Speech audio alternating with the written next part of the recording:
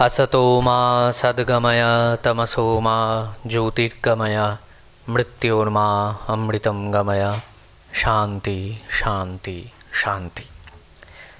नमस्कार, शुभ सन्ध्या। आज प्रबीर मुखोपाध्याय, सुधीर कुमार घोष এবং বিনাপানি ঘোষ স্মারক বক্তৃতা। ইনস্টিটিউটের রীতি অনুযায়ী একেবারে শুরুতে তাদের সম্পর্কে সামান্য কটি কথা। প্রবীর মুখোপাধ্যায় ননীগোপাল ও মায়ারানী মুখোপাধ্যায়ের একমাত্র পুত্র প্রবীর মুখোপাধ্যায় 15ই ডিসেম্বর 1956 খ্রিস্টাব্দে দমদম পার্ক, কলকাতায় জন্মগ্রহণ করেন। প্রবীর মুখোপাধ্যায় দমদম পার্কের কৃষ্ণপুর আদর্শ বিদ্যালয় থেকে জাতীয় বৃত্তি পেয়ে উচ্চ মাধ্যমিক পরীক্ষায় উত্তীর্ণ হন। যাদবপুর বিশ্ববিদ্যালয় থেকে ইলেকট্রিক্যাল ইঞ্জিনিয়ারিংয়ে দ্বিতীয় স্থান তিনি অধিকার করেন। খেলাধুলার প্রতিও ছিল তার সমান আগ্রহ। প্রবীর মুখোপাধ্যায় যাদবপুর বিশ্ববিদ্যালয়ের হকির দলের সদস্য ছিলেন।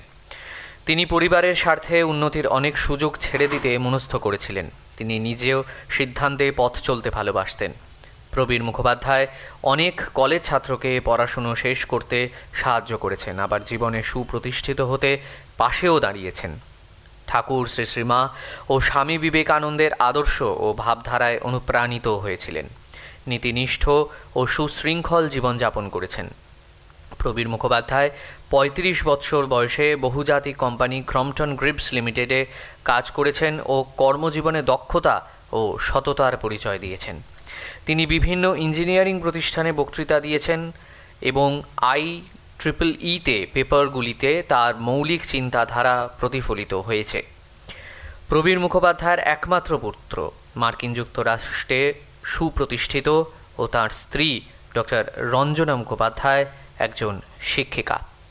9ই মে 2021 খ্রিস্টাব্দে তিনি পরলোক গমন করেন।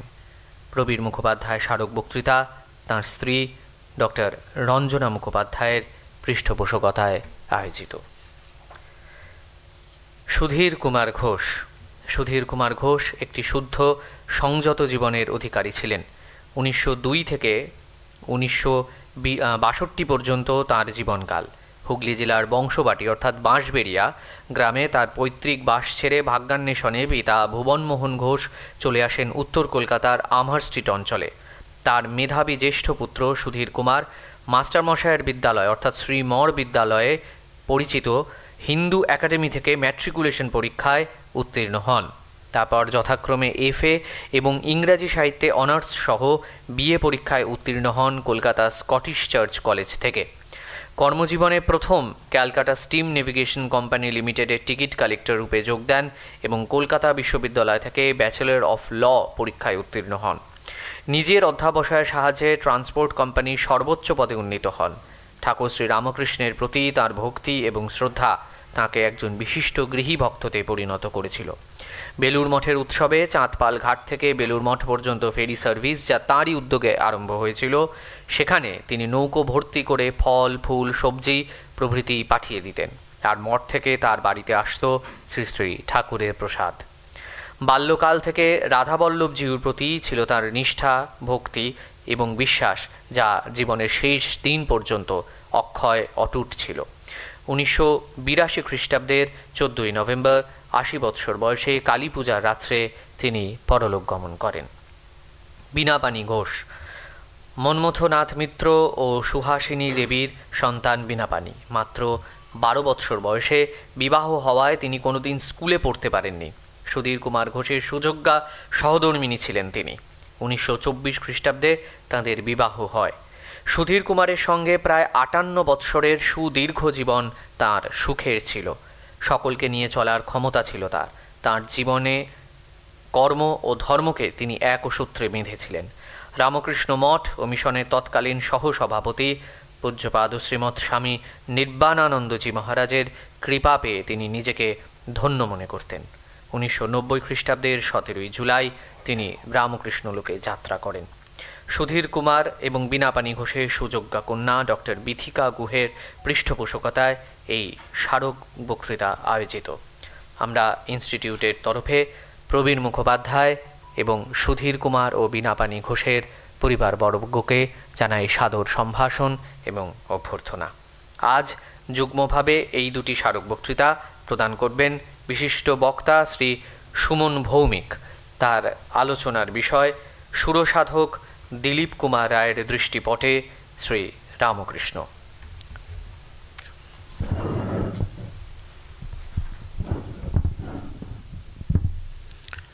जननीं शारदां देवीं रामकृष्णं जगद्गुरुं पादपद्मे त्रयोसित्वा प्रणमामि मुहुर्मुहुर्। आज রামকৃষ্ণ ভাবান্দোলনের অন্যতম ভাবতীর্থ Ramakrishna Mission Institute of Culture গোলপার্কের সুপ্রসিদ্ধ শিবানন্দ হলে রামকৃষ্ণ বিবেকানন্দ ভাবস্নাত যারা আছেন তাদের প্রতি আমার যথাযথ সম্ভাষণ এবং এই ঐতিহ্যবাহী প্রতিষ্ঠানের সম্পাদক পূজনীয় শ্রীমৎ স্বামী সুপর্ণানন্দজি মহারাজকে আমি আভূমি প্রণতি জ্ঞাপন করে আমার বক্তব্য বিষয়ে আমি আসছি। ভ্রান্তি আধারে দিয়েছিলে তুমি দিশা, কথামৃতের বাণী বহ নিরুপম, তাহারি প্রসাদে পোহালো আমার নিশা, ওগো আত্মারাত্মীয় নমো নমো। সুরসাধক দিলীপ কুমার রায় তার আধ্যাত্মিক চৈতন্যের আকর পুরুষ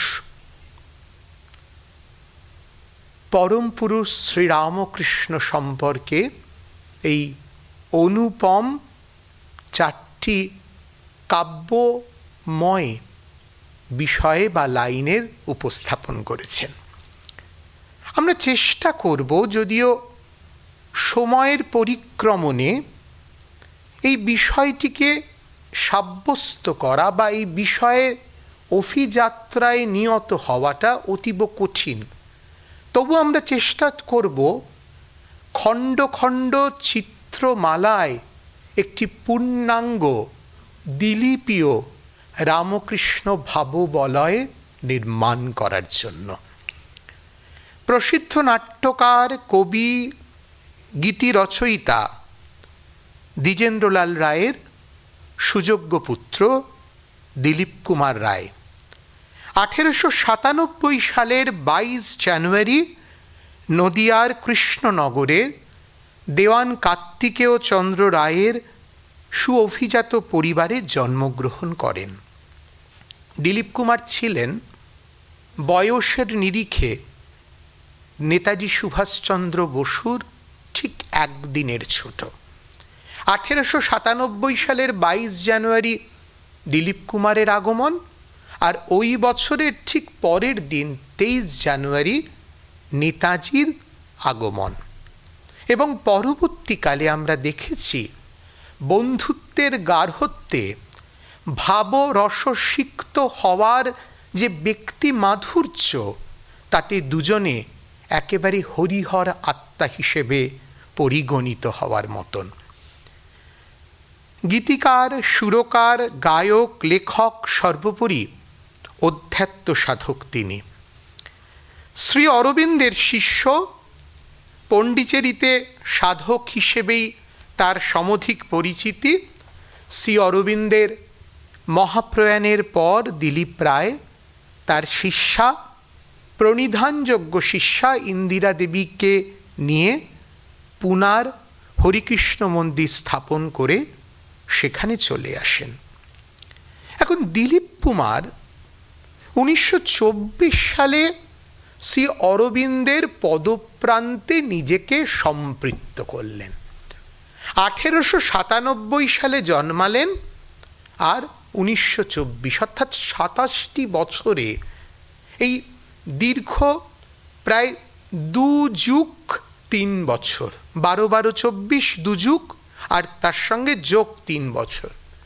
তাহলে দিলীপ কুমারের মধ্যে যে আধ্যাত্মিক বুভুক্ষা, সেটা কেমনতর ছিল? সেই আধ্যাত্মিক বুভুক্ষা নিরসনার্থে তিনি কোন পথের আশ্রয় নিয়েছিলেন, কোন পুরুষের আশ্রয় নিয়েছিলেন, কিভাবে তার মনটা আধ্যাত্মিক রস মাধুর্য কণায় একটু একটু করে স্নাত হচ্ছিল, এটি কি আমরা জানবো না? নিশ্চয়ই জানব। আর এই জানার সূত্রেই আমরা বুঝতে পারব দিলীপ কুমার রায়ের জীবনে শ্রীরামকৃষ্ণ নামক আনন্দময়, অমৃতময়, সচ্চিদানন্দ সম্বন্ধী এক দৈব পুরুষের বা দেব মানবের চিরস্থায়িত্বের কথা। দিলীপ কুমার 6 বছর বয়সে মাকে হারান। 16 বছর হতে না হতেই বাবা দ্বিজেন্দ্রলাল রায় তাকে রেখে চলে যান পরপারে। এরপর নিজের বোন মায়াকে নিয়ে মাতামহ অর্থাৎ দাদামশাই প্রখ্যাত হোমিওপ্যাথ ডাক্তার প্রতাপচন্দ্র মজুমদারের কাছে চলে আসেন। মায়া ও মন্টু, আপনারা জানেন যে দিলীপ কুমার রায়ের নাম হচ্ছে মন্টু, তিনি এই নামেও সমধিক খ্যাত। তো মায়া মন্টু চলে আসেন মাতামহ প্রতাপচন্দ্র মজুমদারের বাড়িতে। সেখানে দিদিমা, মামা, মামি, মাসি সমীপে তার দিনাতিপাত ঘটে। বস্তুতপক্ষে শ্রীরামকৃষ্ণের চিকিৎসকদের মধ্যে অগ্রগণ্য ছিলেন ডাক্তার প্রতাপচন্দ্র মজুমদার, এবং এই প্রতাপচন্দ্র মজুমদারের কাছে দিলীপ রায়ের মাতামহের পরিবারের যারা মানুষজন, তারা শ্রীরামকৃষ্ণের লীলা মাধুর্যের নানা কথা শুনতেন। দিলীপ রায়ও শুনতেন। ছোটবেলা থেকে প্রগাঢ় সংবেদন নিয়ে, সংবেদী অস্তিত্ব নিয়ে এই বিশ্ব সংসারে স্থায়ী বাসিন্দা হয়ে থাকার মতন একটি পূর্ণ আধার দিলীপ কুমার, তাই তিনিও শুনতেন। শ্রীরামকৃষ্ণের অন্যতম চিকিৎসক এই প্রতাপচন্দ্র মজুমদার। দিলীপ কুমার রায়ের মতে তিনি মাতামহের কাছে শ্রীরামকৃষ্ণ জীবনের যে গুচ্ছ বা গূঢ় কথা শুনতেন, সেগুলো কিন্তু কথামৃতে নেই। দেখুন, যদি পথের শেষ কোথায়, কি আছে শেষে, এই দিয়ে যদি শুরু হয় একটি খোঁজার বিন্দু, এনকোয়ারি, যে পথের শেষ কোথায়, কি আছে শেষে, এই শেষ দিকে যাত্রা করার, অভিযাত্রারত হওয়ার যে মানসিক বাসনা, এটি তো এক পরিক্রমা। এই পরিক্রমাই তো যারা অনুসন্ধান প্রিয়, সংবেদনশীল, সূক্ষ্ম চেতনায় পুত মানুষজন, তারা তো এমনতরই ভাবেন, এমনতর অভিযাত্রায় তো নিয়োজিত হন। বাবা দ্বিজেন্দ্রলাল রায়ের কাছে যখন দিলীপ কুমার থাকতেন, তখন তার মধ্যে একটা নাস্তিকতা, ঘেঁষা মনোভাব তৈরি হয়েছিল। দ্বিজেন্দ্রলাল অন্যরকম মানসিকতার মানুষ, তার মধ্যে যুক্তি বুদ্ধির প্রাবল্য, ঈশ্বরীয় বিষয় বা মেটাফিজিক্যাল কনসেপ্ট, অধিবিদ্যাগত বিষয়ের প্রতি তিনি তেমনতর আগ্রহী নন। কিন্তু পরবর্তীকালে পুত্রসূত্রে, পুত্রের রামকৃষ্ণ অন্বেষণ সূত্রে সেই দীপ্ত ব্যতিক্রমী ভঙ্গির সৃজন কলায় রত দ্বিজেন্দ্রলাল রায়েরও আধ্যাত্মিক অভিনিবেশ ঘটেছিল। সেটিও কিন্তু তার পুত্র মন্টু বা দিলীপের সূত্রে। দিলীপের যখন 13 বছর বয়স, তখন তার জীবনে একজনের আবির্ভাব বা প্রাদুর্ভাব ঘটে। 3-4 বছরের বড় পিস্তুত দাদা, পিসির ছেলে, তার নাম দিলীপ কুমার রায় সমগ্র স্মৃতিচিত্রণে নির্মলদা নির্মলদা বলে উল্লেখ করছেন। আমাদের জানলে ভালো লাগবে বাঙালির নাট্য পারম্পরিকতার যে দীর্ঘ ইতিহাস এবং বিশিষ্টতা অর্জনকারী ইতিহাস, সেই ইতিহাসের একজন বিশিষ্ট মানুষ নির্মলেন্দু লাহিড়ী। খুবই গুরুত্বপূর্ণ, অনিবার্য, নেসেসারি একজন ফিগার, অনিবার্য একজন চরিত্র দিলীপ কুমারের রামকৃষ্ণ সাধনার ক্ষেত্রে। এই নির্মলেন্দু লাহিড়ী বা নির্মলদা উত্তর কলকাতার বিবেকানন্দ রোডের সন্নিকটে সুরধাম, সুরধাম হচ্ছে সুরদেবী, সেই সুরদেবীর নামে দিলীপ কুমারের মায়ের নামে তাদের বাড়ি ছিল সুরধাম। বর্তমানে ডিএল রায় স্ট্রিটে সেই বাড়িটির অস্তিত্ব নেই, অচিহ্নিত বটে। শুধু দ্বিজেন্দ্রলাল রায়ের একটি মূর্তি ছাড়া, আবক্ষ মূর্তি ছাড়া, ওই ভৌগোলিক সীমানায় দিলীপ ছিলেন, দ্বিজেন্দ্রলাল রায় ছিলেন, বহু মানুষ যেতেন এবং বাংলার নাট্য ইতিহাসের, আধ্যাত্মিক ইতিহাসের অনেক ঘটনার ঘটা ঘটেছিল ওই অঞ্চলকে, ওই বাড়িটিকে কেন্দ্র করে। এখন কিন্তু বদলে যাওয়া মহানগরীর নিরিখে প্রায় নেই বা মানুষেরও অজানা। সে নির্মলেন্দু লাহিড়ী মামা দ্বিজেন্দ্রলাল রায়ের কাছে থেকে কলকাতায় পড়তে আসেন এবং তারা বস্তুতপক্ষে শান্তিপুরের বাসিন্দা। এই নির্মলদার আগমনের সঙ্গে সঙ্গে নাস্তিক্য বোধে সংলগ্নবর্তী দিলীপ কুমারের জীবনে আধ্যাত্মিকতার একটি অনুপম ঢেউ আসে।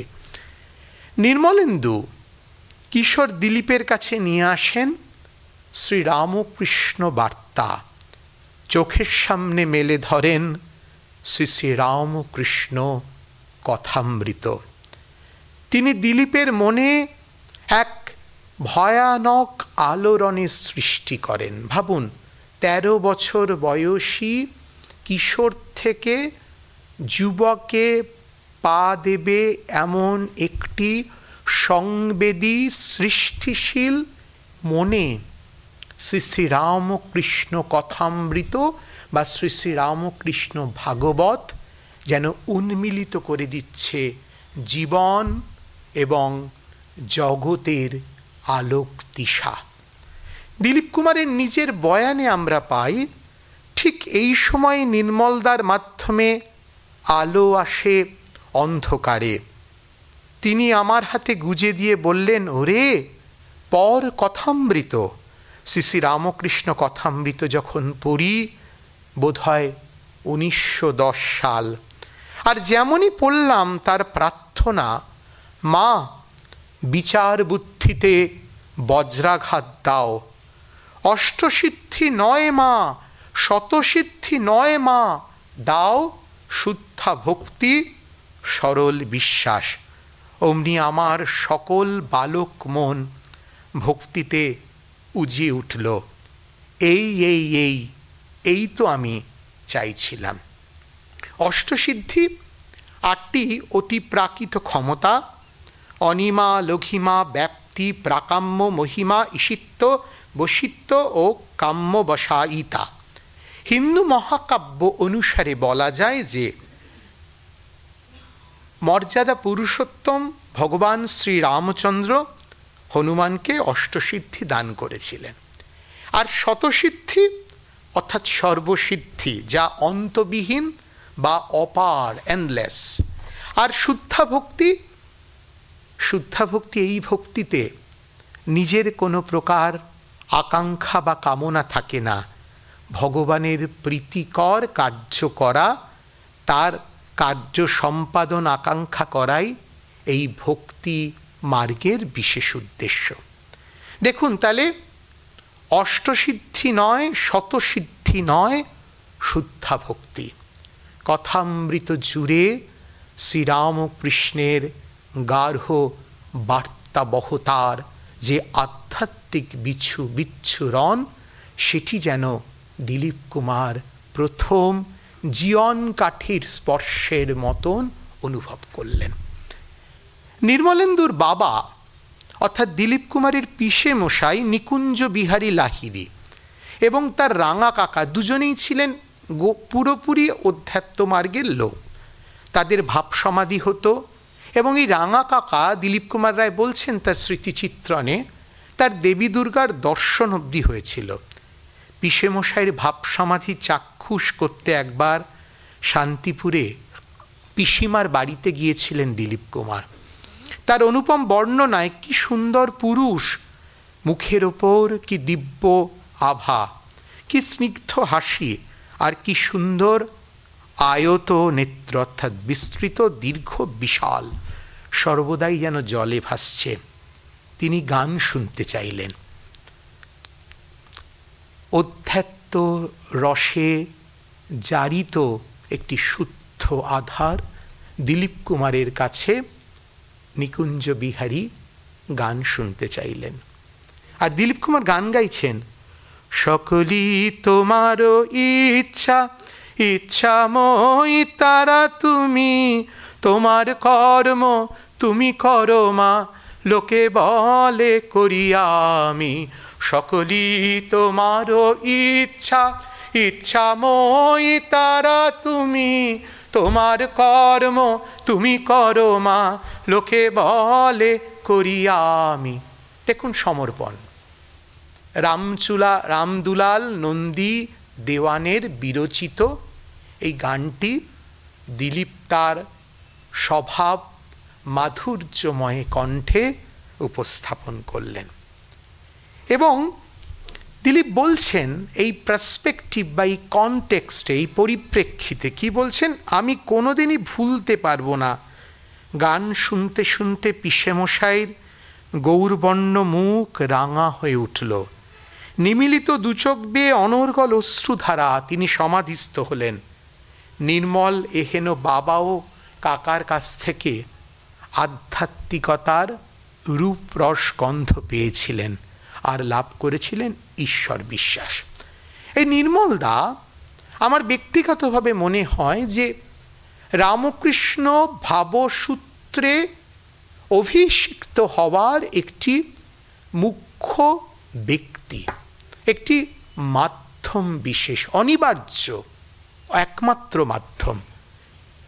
প্রথম যৌবনে এই নির্মলেন্দু ভক্তবৈরব গিরিশ ঘোষকে পেয়েছিলেন।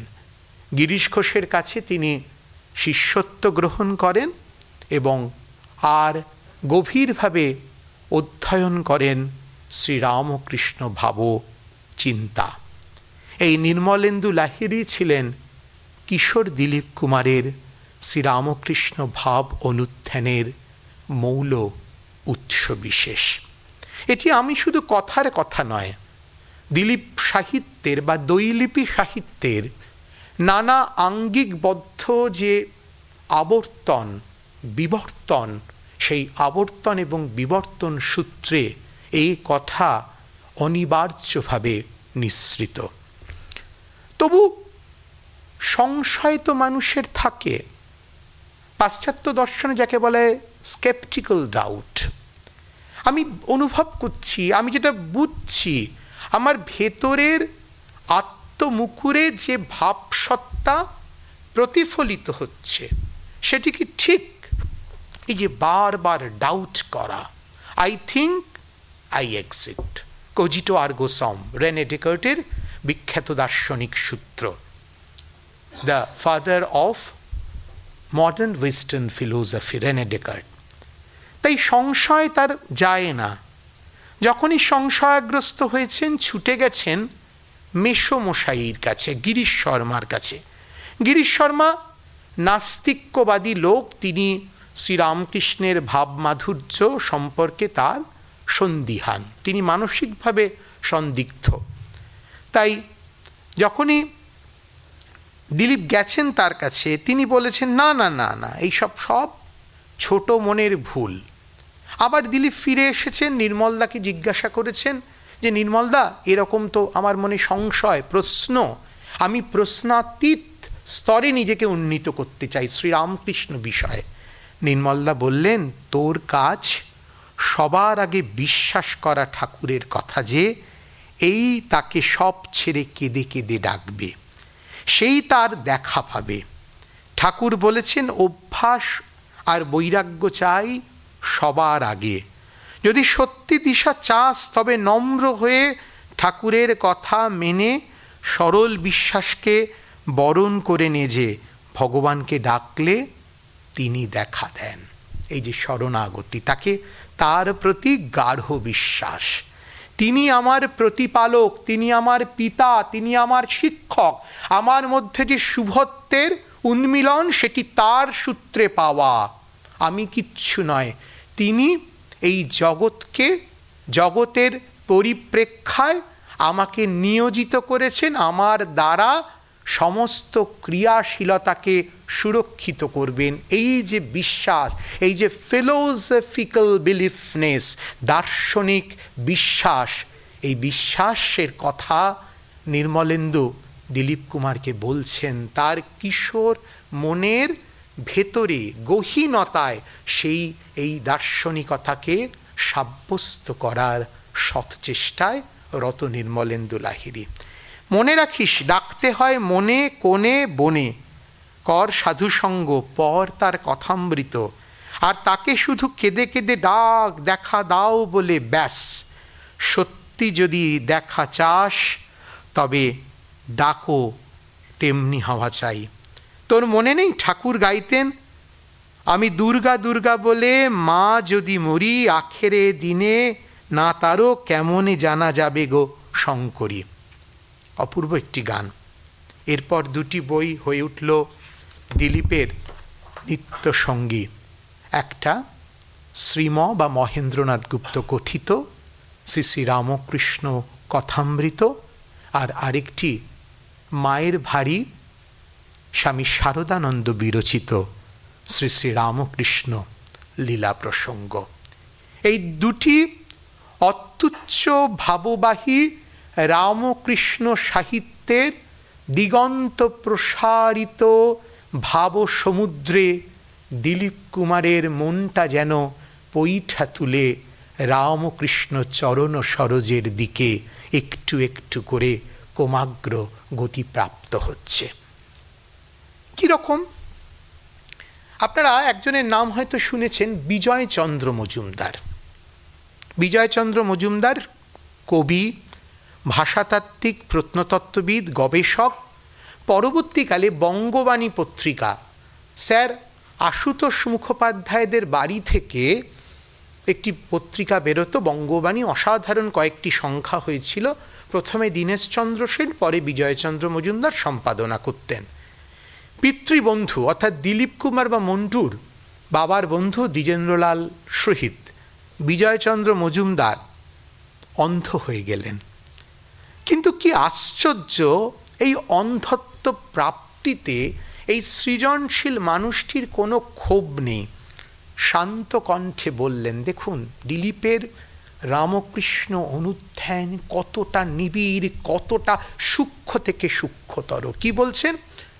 তুমি তো অন্তত ভগবানকে করুণাময় বলে চিনতে পেরেছ, তাই তোমাকে যদি বলি তিনি কেড়ে নেওয়ার পথেও দেন। দেখুন, ভাবুন, তার দৃষ্টিশক্তি কেড়ে নিয়েছেন। তিনি বলছেন, বিজয়চন্দ্র মজুমদার গভীর বিশ্বাস থেকে পুত্র সমমন্টুকে কি বলছেন, তুমি তো ভগবানকে মনে করছো করুণাময়, দীনবন্ধু, জগৎ পিতা, সখা, প্রেমিক, শিক্ষক। আমার মধ্যে যা শুভ বোধ রয়েছে সব কিছুর গোড়াপত্তন তুমি করতে পারো। আমার মধ্যে যে অসীম সম্ভাবনা তাকে জাগিয়ে দিয়ে এই জগতের আনন্দযজ্ঞে আমাকে নিয়োজিত করতে পারো, আমাকে ক্রিয়াশীল করতে পারো তুমি। তাই তুমি করুণাময়। তাই আমার দৃষ্টিশক্তি তুমি কেড়ে নিয়ে তুমি প্রমাণ করলে তুমি আছো। কারণ কেড়ে নেওয়ার মধ্যে দিয়েও তোমার অনাবিল অস্তিত্বকে আমি আমার সূক্ষ্ম মনোতন্ত্রীতে বাজবার মতন সুর শুনতে পাচ্ছি। এইটাই কি অপূর্ব একটা স্পিরিচুয়াল ডিসকোর্স বিজয়চন্দ্র মজুমদার। তাহলে আর যেই অবিশ্বাস করুক না কেন, তুমি অবিশ্বাস করবে কেমন করে? দেখুন যে স্কেপটিক্যাল ডাউট মাঝে মাঝে, ওই যে কার্ল মার্কস বলছেন না যে dialectics is the engine of the progress, Rabindranath বলছেন সকল দ্বন্দ্ব বিরোধ মাঝে জাগ্রত। ডায়ালেকটিক্স ছাড়া, সংঘর্ষ ছাড়া, বাদ প্রতিসংবাদ থেকেই আমরা সমন্বয়ের দিকে যাত্রা করি। এই যে ডায়ালেকটিক্স একটা অদ্ভুত রকমভাবে গুরুত্বপূর্ণ মেথড বা মেথডোলজি, পৃথিবীর ইতিহাসের যে সূক্ষ্মাতি সূক্ষ্ম নানা শাস্ত্র তাকে বোঝার জন্য। তাই বিজয়চন্দ্র মজুমদার বলছেন এরপরে তুমি কি করে বিশ্বাস করবে যে তিনি নেই, তার অস্তিত্বে তুমি অবিশ্বাসী হবে।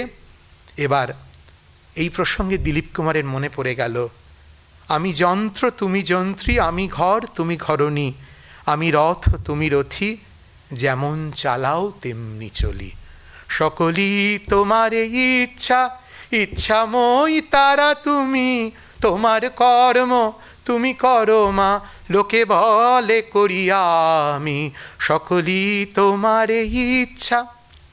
আত্মনিবেদন, তার প্রতি একেবারে পরিপূর্ণ বিশ্বাস, তিনি যা করছেন তিনি পরম কারুণিকতা পূর্ণ একটি পুণ্যাধার হিসেবে আমাকে যেন পরিচালিত করছেন আমার এই পৃথিবীর আবর্তন এবং বিবর্তনে। দিলীপ কুমার বাইবেলে পড়েছেন, why cannot serve both God and mammon, অর্থাৎ অর্থ, প্রতিপত্তি এবং ঈশ্বর দুজনকে সহাবস্থানে পাওয়া যায় না। পেতে চাইলে শূন্য থেকো, মনখানি টেনে রেখো। রবীন্দ্রনাথ বলছেন না, তোমায় কেন দিইনি আমার সকল শূন্য করে। তোমাকে যদি আমি সকল শূন্য করে না দিতে পারি তাহলে তো আমি তোমার পূর্ণ রূপে অবগাহিত হতে পারবো না। তাই শ্রীরামকৃষ্ণ কথামৃতে বলছেন, কাম ও কাঞ্চনের প্রসাদার্থী হলে ভগবানের প্রসাদ মেলে না। এমন সময় হঠাৎ একদিন বাগবাজারে মাতৃদর্শন করলেন দিলীপ, শ্রীমা সারদা দেবীর দর্শন পেলেন। দেখুন দিলীপের অভিব্যক্তি মাকে দেখার পর, তার শান্ত মুখের মধ্যেও এমন এক সমাহিত শক্তির উদ্ভাস দেখেছিলাম যার নামকরণ করা কঠিন। তবে মনে আছে তাকে দেখেই মনের মধ্যে বেজে উঠেছিল চণ্ডীর একটি শ্লোক, বিদ্যায়া সমস্তাস্তব দেবী ভেদা স্ত্রিয় সমস্তা সকলা জগৎসু, অর্থাৎ শুধু নানা বিদ্যা কি কলা নয়, প্রতি নারী ভগবতীর মূর্ত বিগ্রহ। দিলীপ কিন্তু রামকৃষ্ণ ভাবরাজ্যের একেবারে চিরস্থায়িত্ব প্রাপ্ত বাসিন্দা হিসেবে নিজের নামকে এনরোল করালেন। একদিন দিলীপ কুমার নির্মলেন্দুকে অশ্বিনী কুমার দত্তের ভক্তিযোগের কথা বললেন। আপনারা জানেন যে অশ্বিনী কুমার দত্ত বরিশালের অবিসংবাদী জাতীয় নেতা। তার দুটি গ্রন্থ অতীব গুরুত্বপূর্ণ, প্রণিধানযোগ্য, তাকে বিশিষ্টতা দিয়েছে। এক হচ্ছে ভক্তিযোগ, আরেকটা হচ্ছে কর্মযোগ। সেই অশ্বিনী কুমার দত্তের ভক্তিযোগের কথা দিলীপ পড়ে তার রসস্বাদন করে নির্মলেন্দুকে বলছেন, মানে আজকের ভাষায় বলি শেয়ার করছেন। নির্মলেন্দু বললেন, ভালো, কিন্তু ভক্তির সন্ধান যদি চাস তবে পর এ যুগে গীতার গীতা শ্রী শ্রী রামকৃষ্ণ কথামৃত। দিলীপ লিখছেন, যেই পড়া সেই কেমন করে ঘটল এ অঘটন, ভাবতে আজও ধাঁধা লাগে আমার। কিন্তু ঘটেছিল এ কথা তামা তুলসী গঙ্গা জল দিয়ে হলপ করে বলতে পারি, প্রায় ভেসে যায় আর কি নাস্তিকের সপক্ষে হাজারো মন গড়া যুক্তি চোখা বুকনি। পরমহংসদেবের একটি এজাহারে সব যেন ভেস্তে গেল যে ভগবান কবি কল্পনা নন। এজাহারে শব্দটা আপনারা নিশ্চয়ই জানেন, অনেকেই জানেন। এই যে আমরা বলি না যে এফআইআর করব পুলিশের কাছে কোনো ঘটনার ভিত্তিতে, অর্থাৎ অভিযোগ দায়ের করব, যুক্তিপূর্ণ প্রমাণনিষ্ঠ অভিযোগ। তাই বলছেন পরমহংসদেবের একটি এজাহারে সব যেন ভেস্তে গেল যে ভগবান কবি কল্পনা নন। ভেস্তে তো যাবেন। বিশ্বনাথ দত্তের জ্যেষ্ঠ পুত্র মিল বেন্থাম পড়া নরেন্দ্রনাথকেও তো ঝাঁকুনি দিয়েছিলেন। অনুভবের আকাশটাকে আধ্যাত্মিকতার কারুকার্যে নিবিড় থেকে নিবিড়তর করেছিলেন শ্রীরামকৃষ্ণ। নরেন্দ্রনাথ যা শিখেছিলেন, এতদিন যা জেনেছিলেন, যুক্তি বুদ্ধি দিয়ে বারবার তাকে পরখ করেছেন। সেই পরখ করার মধ্যে কোনো খেদ নেই, কোনো খাদ নেই। বুঝেছিলেন পুরুষোত্তম শ্রীরামকৃষ্ণ, সচ্চিদানন্দ সম্বোধি শ্রীরামকৃষ্ণ, আনন্দময় পুরুষ শ্রীরামকৃষ্ণ, লাভ পার্সনিফাইড শ্রীরামকৃষ্ণ। তেমনি দিলীপ রায় বলছেন তিনি সত্যের সত্য। তাকে শুধু যে চাক্ষুষ করা যায় তাই নয়, তার সঙ্গে কথালাপ পর্যন্ত করা যায়। এই প্রশ্নেও তার মনে দ্বিধা ছিল। আবার সেই মেসমশাই গিরিশ শর্মার কাছে গেছেন কথামৃত নিয়ে, বলছেন কথামৃতে এমন এমন লেখা লিখেছেন, আমি বিশ্বাস করার চেষ্টা করছি। মেসমশাই তো নাস্তিক, অন্য পথের যাত্রা করা ব্যক্তি। তিনি বললেন না, বিশ্বাস হয় না, মানুষ তো কত কিছুই দেখে, সেগুলো যে সব ঠিক এমন নয়। আবার নির্মলদার কাছে যান দিলীপ কুমার। নির্মলদা ধমক দেন, শ্রীরামকৃষ্ণ মানুষ ছিলেন নাকি? তিনি ছিলেন অবতার। অবতার তত্ত্ব দিয়ে তাকে দেখতে হবে, তাকে জানতে হবে ভালোবেসে। তাই বলি যে অবতার বরিষ্ঠায় রামকৃষ্ণায় তে নমঃ। এইভাবে দিলীপ কুমারের কখনো বিশ্বাস, কখনো সংশয়, কখনো সংশয় অতিক্রান্ত গভীরতর বিশ্বাসের মধ্যে শ্রীরামকৃষ্ণের লীলা বা মহিমা বারংবারভাবে ধরা পড়েছে। পরিণত বয়সে দিলীপ কুমার লিখছেন, নির্মলদা আমার মনকে সেই যে নাড়া দিয়েছিলেন রামকৃষ্ণ কথামৃতের অভিঘাতে, সে নাড়ার স্মৃতি মাঝে মাঝে নানা হইচইয়ে ম্লান হয়ে এলেও আবার জেগে উঠত যেই মনে কোনো আঘাত বাজত। দিলীপ কুমারের পরিণত লেখায় বারবার ঘুরে ফিরে এসেছে রামকৃষ্ণ প্রসঙ্গ, কথামৃত প্রসঙ্গ, কথামৃতের মধুসূদন দাদা, হোমা পাখি, আম খাওয়ার গল্প। আর এসব তার হৃদয়ে সম্পূর্ণ রূপে মিলে মিশে এক অত্যুচ্ছ ভাবকল্পের সৃজন করেছে। শ্রীরামকৃষ্ণ অবিবাহিত কিশোরদের পছন্দ করতেন, এই জন্যই যে তাদের মন বেদাগ, দাগবিহীন, সাংসারিক মোহ গ্লানি মুক্ত। তাই দিলীপ কুমার অতি কৈশোরেই শ্রীরামকৃষ্ণের ছবির সামনে আজীবন ব্রহ্মচর্যের প্রতিজ্ঞা করেছিলেন এবং সে প্রতিজ্ঞা তিনি অক্ষরে অক্ষরে পালন করেছেন। তার স্বভাষায় এ ধনুর্ভঙ্গপণ ছেলেবেলায় নেয় অনেকেই, কেবল রাখতে পারে তারাই যারা পেয়েছে তার কৃপা, তার মানে শ্রীরামকৃষ্ণের কৃপা। নির্মলেন্দু লাহিড়ী তাকে গভীরভাবে শ্রীরামকৃষ্ণকে চিনিয়েছেন, ভালোবাসিয়েছেন। তাই তিনি অকপটে তার মামাতো ভাই সংবেদী দিলীপকে বলেছেন, ওরে ঠাকুরকে ভালো না বেসে তুই পার পেতিস কেমন করে শুনি? আমি যাকে ভালোবেসেছি তাকে যে তোরও ভালো না বেসেই উপায় ছিল না রে, যখন আমাকে তুই ভালোবেসে ফেলেছিলি। সাহেবরা বলে না, লাভ মি লাভ মাই ডগ, এখানে কেবল চুপি চুপি ডগ উল্টে দেওয়া হয়েছে। দেখুন কি অপূর্ব একটা দৃষ্টান্ত বা উপমা। সাহেবদের কথা যে লাভ মি লাভ মাই ডগ, আমাকে যদি ভালোবাসো আমার কুকুরকেও ভালোবাসো।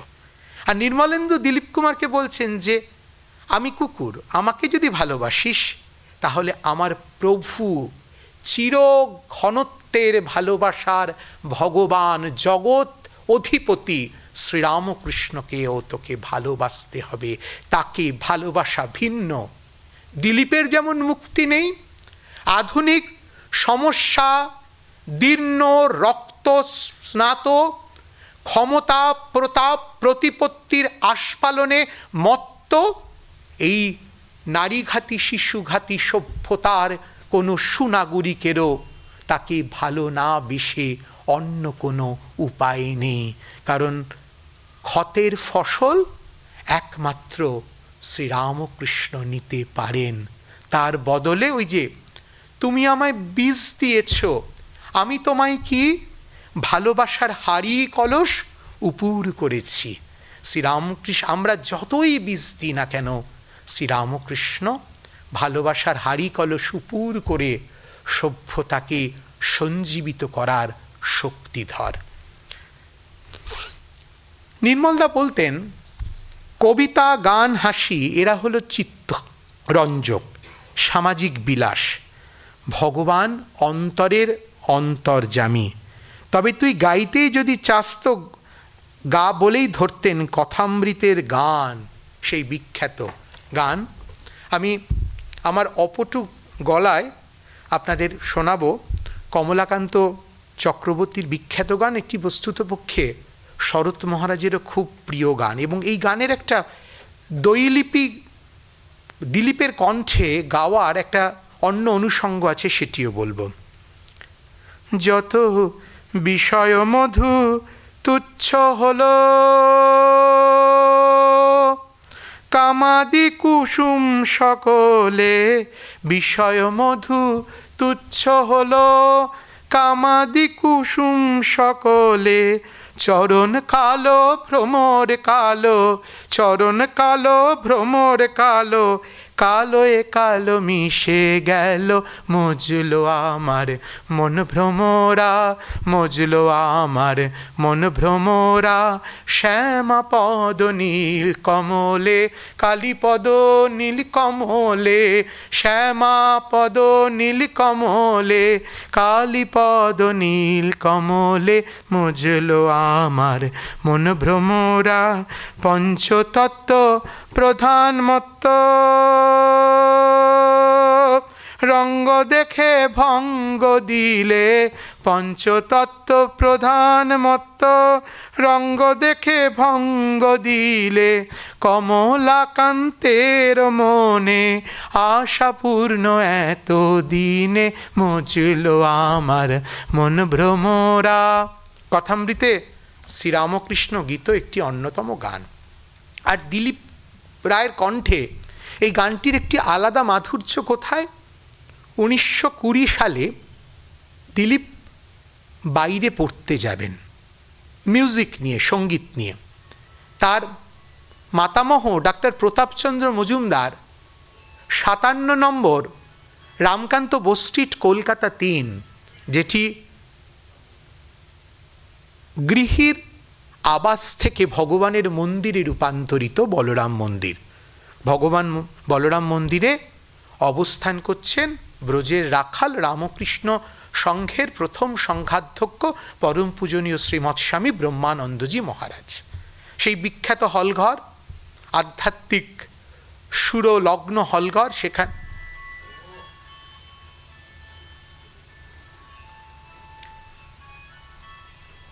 আধ্যাত্মিক সুরলগ্ন হলঘরে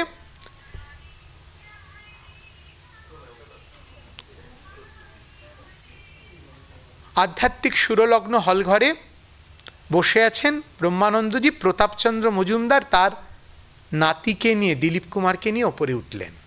কেন না, দিলীপ এত দেখতে সুন্দর, এত প্রতিভাবান, এত তার সপ্রতিভ বোধ, বিদেশে যাচ্ছেন কোনো মেম সাহেবের খপ্পরে যেন না পড়েন, এর জন্য রাজা মহারাজের আশীর্বাদ চান। রাজা মহারাজ দেখলেন শান্ত স্নিগ্ধ দিলীপ, অথচ চোখের মধ্যে ভাবের মধ্যে এক অন্যরকম ঔজ্জ্বল্য প্রকাশিত। বললেন বাবা তুমি তো গান গাও। বলছে হ্যাঁ। বলে একটা গান শোনাও তো। তো তিনি গাইলেন, মজলো আমার মন ভ্রমরা শ্যামা পদ নীল কমলে, কালী পদ নীল কমলে। এই গানটা গাওয়ার পর ওই রকম বলরাম মন্দিরের ওই রকম আধ্যাত্মিক ঘন পরিবেশ, ঠাকুর মা রয়েছেন এবং রাজা মহারাজ সামনে উপস্থিত। রাজা মহারাজ একেবারে ভাব সমাহিত হয়ে গেলেন এবং কিছুক্ষণ পর যখন স্বাভাবিক অবস্থা, দিলীপের মাথায় হাত দিয়ে বললেন, এমন যার কণ্ঠ, এমন যার ভাব, গম্ভীর বোধ, মহামায়া তার পক্ষে আছে, পৃথিবীর কারোর সাধ্যি নেই তাকে বেপথ করার, কারোর সাধ্য নেই তাকে বেপথ করার। রাজা মহারাজের স্বয়ং আশীর্বাদ পেয়েছিলেন দিলীপ কুমার রায়। এবং নির্মলেন্দু বা নির্মল দা বলছেন যে এই গানটাই গাতো, এই গানটা গিয়ে দিলীপের এমনভাবে ভাব সমাহিত একটা সত্তায় উন্নীত হচ্ছেন দিলীপ। এবং আপনারাও যদি ইউটিউবে শোনেন, জয়দীপ বন্দ্যোপাধ্যায় বলে একজন ভদ্রলোক দিলীপ কুমারের সমস্ত গান তিনি আপলোড করে দেন। অসাধারণ অসাধারণ গান। মজলো আমার মন ভ্রমরা যেন একটা অন্যরকম, এই বিক্ষুব্ধ সময়ে, তাড়না তাড়িত সময়ের বুকে যেন একটা আধ্যাত্মিক আবেশ তৈরি করে দেয় তার কণ্ঠে এই গান। তাই দিলীপ পরবর্তীকালে কিন্তু শুধু সাধনা সঙ্গীতই গেয়েছেন। এই দিলীপ রায় তার মনের শ্রীরামকৃষ্ণ সংক্রান্ত বহু সন্দেহ নিরসনের জন্য ঝগড়া করেছেন, বাদানুবাদে জড়িয়েছেন। কার সঙ্গে? ওই আধার হচ্ছে নির্মলদা। নির্মলদা তার মধ্যে রামকৃষ্ণ ভাবকে সংক্রামিত করতে পারেন এবং রামকৃষ্ণ ভাবের মধ্যে প্রসারিত করার শক্তিধর একজন নিবিড় পুরুষ। বলছেন যে কথামৃতের কথা, কথামৃতের সব সত্য। দিলীপ বলছে ঈশ্বর ছাড়া, ভগবান ছাড়া কোনো কিছু সত্য নয়, একবারে অভ্রান্ত মনে হয় না। তখন বলছে শ্রীরামকৃষ্ণ তো ভগবান। বলছে দেখো, উনি ভগবান, উনি বিশিষ্ট মানুষ, উচ্চ ভাবের লোক, অপাবৃদ্ধ আমি মানি, কিন্তু তিনি ভগবান, শ্রীকৃষ্ণ ভগবান, শ্রীরামকৃষ্ণ। নির্মলদা বলছেন হ্যাঁ রে, আমি আমার বিশ্বাস থেকে বলছি তিনি ভগবান। বলছে চলো, আমি কি করে আমার এই সন্দেহ সংশয় নিরসন করব? বলছে চল গুরুপ্রসাদ চৌধুরী লেনে। কোথায় গেলেন? মহেন্দ্রনাথ গুপ্ত। শ্রী শ্রী রামকৃষ্ণ ভাগবত প্রণেতা মহেন্দ্রনাথ গুপ্ত গেছেন। দিলীপ কুমার তখন 13 বছর বয়স তার, এবং নির্মলদার সঙ্গে মহেন্দ্রনাথ গুপ্তের তন্দ্রাচ্ছন্ন চোখ, একেবারে ভাবালুতাপূর্ণ, রামকৃষ্ণ ভাবনায় বুঁদ হয়ে আছেন, সব কিছুর মধ্যে শ্রীরামকৃষ্ণকে অনুভব করছেন। ঘরে 2টো ধূপ জ্বলছে, ঠাকুরের একটি আলোকচিত্র, ঘরের পরিবেশের মধ্যে দিয়ে যেন একটা মন্দিরগত সাযুজ্য খুঁজে পাচ্ছেন যুক্তিবুদ্ধি আলা দিলীপ কুমার। বললেন নির্মল এসো, এই বালকটিকে। বললেন আমার মামাতো ভাই। বলছে বাবা এসো এসো, ভেতরে এসো। বলছেন তুমি আমার কাছে কেন? দিলীপ কুমারের মনে সংশয়, সন্দেহ। শ্রীরামকৃষ্ণ প্রশ্নে সে কিন্তু নিঃসন্দিগ্ধ নন, তবু তার ভেতর থেকে কে যেন মহেন্দ্রনাথ গুপ্ত বা শ্রীম বা মাস্টারমশাইয়ের কাছে অকপটে বলে ফেললেন ঠাকুরের কথা শুনবো বলে। ঠাকুরের কথা শুনবো বলে ঠাকুরের ভাববাহী যে ভাষ্যকার, যার অত্যুচ্চ উপস্থিতি এই জগৎ সংসারের মধ্যে সমুচ্চল, সেই মাস্টার মশাইয়ের কাছে দিলীপ কুমার এসে, 13 বছরের কিশোর দিলীপ কুমার এসে এ কথা ব্যক্ত করছেন। মাস্টার মশাই বলছেন ওরে প্রভাস, তার বড় ছেলের নাম করে, ওরে প্রভাস, প্রভাস দেখ, ঠাকুরের কথা শুনবে বলে কোনটুকু ছেলে আমার কাছে এসছে। দিলীপ কুমার বলছেন যে বাঁধানো কতগুলো মনোহারি বাঁধানো খাতা। মাস্টারমশাই বললেন ওগুলো তার কথা, আমি রোজ লিখে রেখেছি, দেখো নামাও। নিজে অশক্ত শরীরে তুলে এগিয়ে গিয়ে দেরাজ থেকে নামালেন, নামিয়ে বললেন দেখো তার কথা। দেখছেন, দেখাচ্ছেন, আর চোখটা যেন একেবারে অশ্রুসিক্ত হচ্ছেন। দিলীপ কুমার তার বর্ণনায় বলছেন, গাল দিয়ে ফোঁটা ফোঁটা জল পড়ছে, তিনি ধুতির কোছায় সেই জল মুছছেন। আর আমি ভাবছি, আমার এই অবিশ্বাস এখানে এসে সব চৌপাট হয়ে গেল। আমি যেন রামকৃষ্ণ ভাব বিশ্বাসের স্থিতি প্রাপ্ত হচ্ছি। দিলীপ কুমার রায় নিজের বয়ানে এমনতর সুপ্রকাশ। এবং যখন তার বাবার কাছে গিয়ে বলছেন, শ্রীমর সঙ্গে আলাপ করে এলাম, বাবা বলছেন, ও তোর ঠাকুরের বসওয়েল। বসওয়েল কে? না, জেমস বসওয়েল, স্কটিশ জীবনীকার ও দিনপঞ্জী লেখক, ইংরেজি লেখক স্যামুয়েল জনসনের অবিসংবাদী জীবনীকার। অর্থাৎ ঠাকুর যা বলেছেন সেটা অবিকৃত অসম্পাদিত আকারে জগতের সমস্ত স্তরের মানুষ সমীপে সেটি পেশ করেছেন শ্রীমা মহেন্দ্রগুপ্ত বা আমাদের চিরপ্রণম্য মাস্টার মশাই।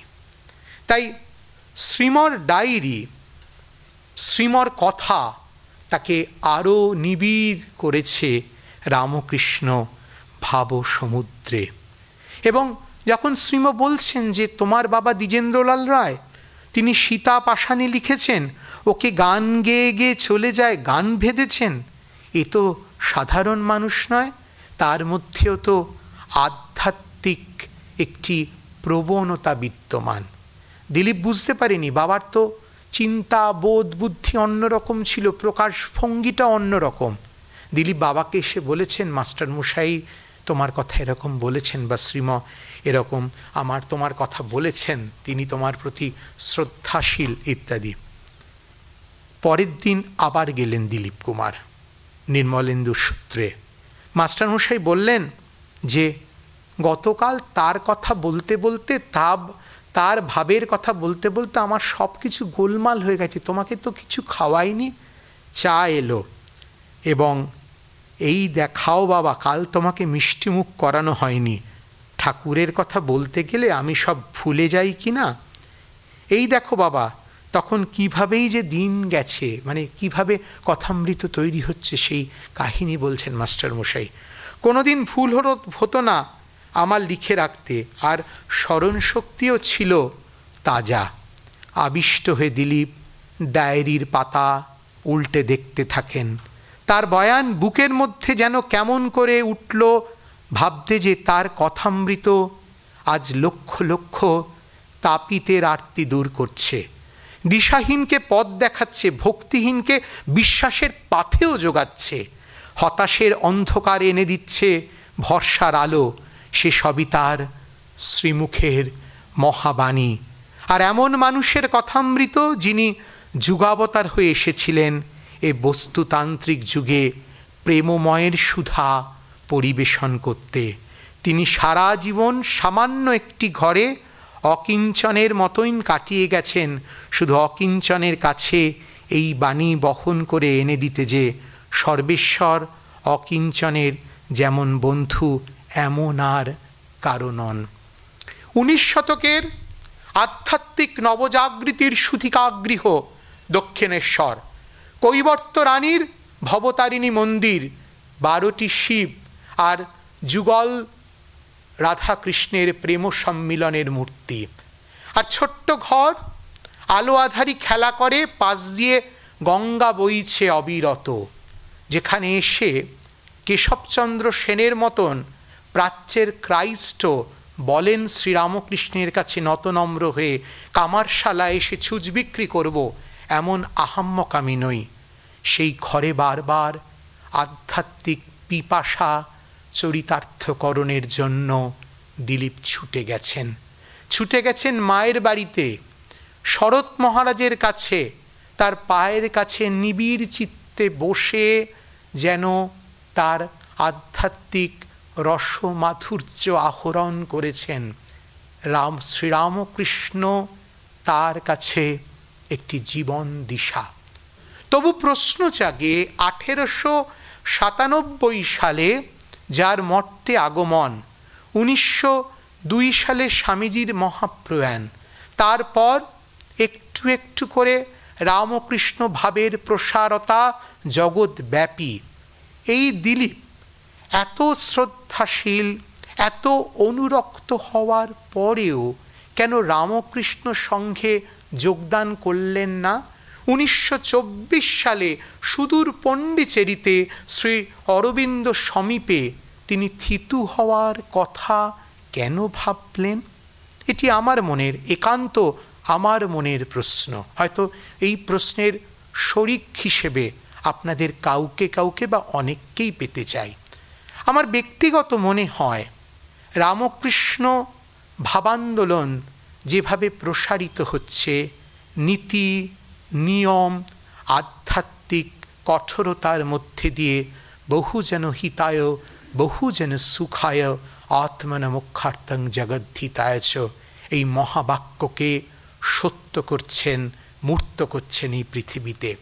হয়তো উদাসী মনের সন্ধানী দিলীপ কুমার রায়, আধ্যাত্মিক জীবনের কারবারি দিলীপ কুমার রায়, নান্দনিক সত্যে বারবার উকি মারা দিলীপ কুমার রায়, অত্যন্ত শৈল্পিকতায় পরিপূর্ণ দিলীপ কুমার রায়ের এক্সপেরিমেন্ট বা জীবনকে কেন্দ্র করে যে প্রয়োগ রীতি বা প্রয়োগ শৈলী হয়তো কোনো ওই রকম একটি ত্যাগী তেজি সংঘের আওতাভুক্ত হওয়ার কথা তিনিও ভাবেননি। কিন্তু প্রাচীন সাধুদের সূত্রে জানা যায় যে দিলীপ কুমার বহুবার এসেছেন বেলুর মঠে। স্বামীজি যখন এই Ramakrishna Mission Institute of culture থেকে চিন্তানায়ক বিবেকানন্দ প্রকাশিত হয়, তার একটি অসাধারণ লেখা আছে স্বামীজিকে কেন্দ্র করে, আধুনিকতা ও বিবেকানন্দ। মাকে নিয়ে লেখা আছে, স্তোত্র আছে, শ্রীরামকৃষ্ণকে নিয়ে স্তোত্র আছে, এবং সর্বোপরি উদ্বোধন পত্রিকায় দুটি সংখ্যা 1364, মাঘ 1364, আশ্বিন 1366-তে তার দুটি অনুপম রচনা, যেখানে শ্রীরামকৃষ্ণ ভাব গহীনতা ছত্রে ছত্রে প্রতীয়মান তিনি, সেটি হচ্ছে বিচার বুদ্ধিতে বজ্রাঘাত এবং প্রতিভা। বিচার বুদ্ধিতে বজ্রাঘাত একটি রচনা বা প্রবন্ধ, প্রতিভা আরেকটি প্রবন্ধ। এবং আপনাদের বললে খুব আপনারা আনন্দ পাবেন, রামকৃষ্ণ সংঘের প্রণিধানযোগ্য বিশিষ্ট সন্ন্যাসী পরম পূজনীয় শ্রীমৎ স্বামী নিখিলানন্দজি মহারাজ, তার সঙ্গে দিলীপ কুমার রায়ের কয়েকটি অসাধারণ পত্র বিনিময় হয়েছিল। লকডাউন পর্বে এই পত্রগুলি আমার হাতে আসে এবং রামকৃষ্ণ মঠ মিশনের বর্তমান সাধারণ সম্পাদক পরম পূজনীয় শ্রীমৎ স্বামী সুবীরানন্দজি মহারাজের নিরবচ্ছিন্ন অনুপ্রেরণায় এই পত্র সংকলনটি প্রকাশিত হয় আমার সঠিক সম্পাদনা সহকারে। পত্রে প্রভাসিত দুই গুণী স্বামী নিখিলানন্দ ও সুরসাধক দিলীপ কুমার রায়। তাতে এমন গভীর কথা আছে, আধ্যাত্মিকতা কথা, রামকৃষ্ণ ভাবের কথা, যে বোঝা যায় আগাগোড়া রামকৃষ্ণ চিন্তন মাধুর্য কণায় তিনি একেবারে টইটুম্বুর ছিলেন। শ্রীরামকৃষ্ণ ছিল তার জীবন জিজ্ঞাসার বা আধ্যাত্মিক সন্ধানের একটি পূর্ণ পুরুষ। আজ সুরসাধক দিলীপ কুমার রায়ের দৃষ্টিপটে এই সংক্ষিপ্ত সময়ের পরিসরে আমার উপস্থাপনটি এখানে শেষ হলো। আপনারা যদি অনুমতি দেন আমি কি একটি গান গেয়ে শেষ করব? সবাই অনুমতি দিচ্ছেন?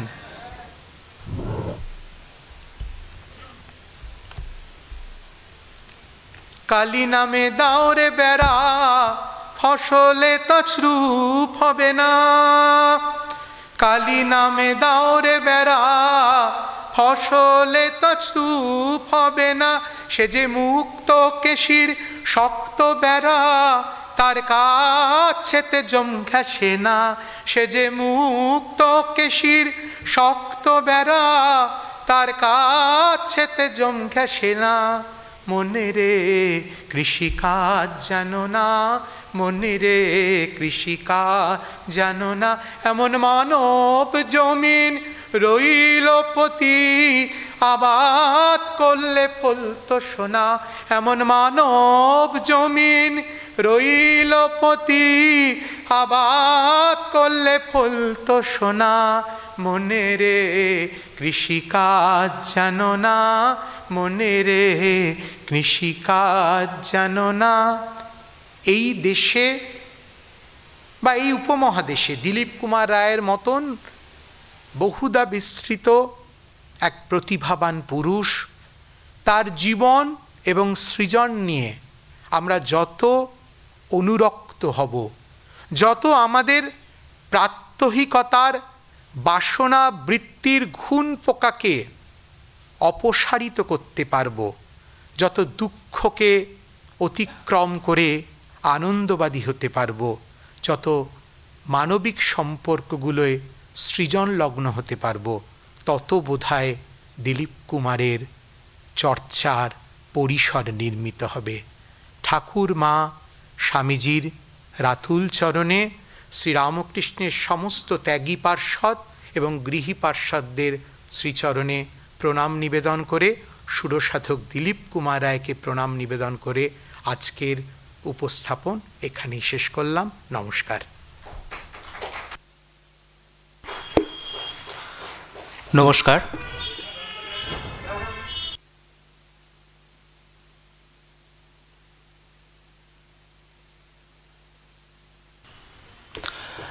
নমস্কার। এতক্ষণ সুরসাধক দিলীপ কুমার রায়ের দৃষ্টিপটে শ্রীরামকৃষ্ণ এই বিষয়ে বাংলায় আলোচনা করলেন শ্রী সুমন ভৌমিক। আগামী 22 তারিখ সন্ধ্যা 6টায় রাজযোগ এই বিষয়ে বাংলায় আলোচনায় স্বামী সুপর্ণানন্দজি মহারাজ, স্থান শিবানন্দ হল।